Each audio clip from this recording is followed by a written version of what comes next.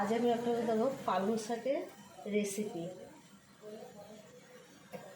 মাছের মাথা নিলাম, তেজপাতা নিলাম, পেঁয়াজ নিলাম, রসুন নিলাম, কুমড়ো নিলাম, আলু নিলাম, শিম নিলাম, বেগুন নিলাম। এবার আমি 5 ফোড়ন দেবো। এই যে 5 ফোড়ন দিলাম, তেজপাতা দিলাম,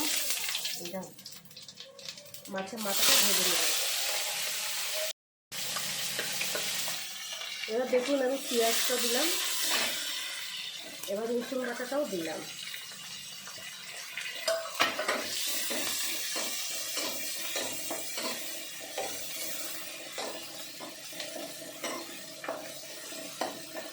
এবারে যা কাটা ছিল শিম সব আমি দিয়ে দিলাম।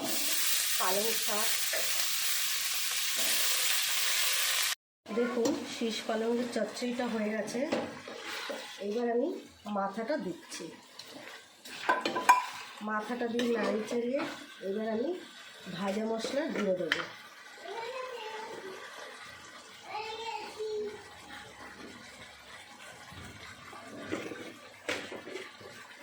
এবার আমি একটু পরিমাণ মতো একটু চিনি দেবো।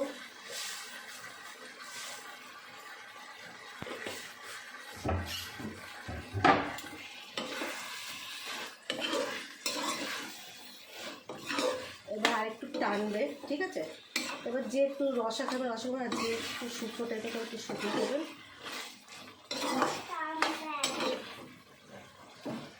আমার হয়ে গেছে, এবার আমি ধনে পাতা দিয়ে এবার নামাবো। এবার নেড়ে ছেড়ে দিলাম। দেখুন কত সুন্দর গ্রেভি হয়েছে। আমার ভিডিওটা ভালো লাগলে লাইক, শেয়ার, সাবস্ক্রাইব করবেন।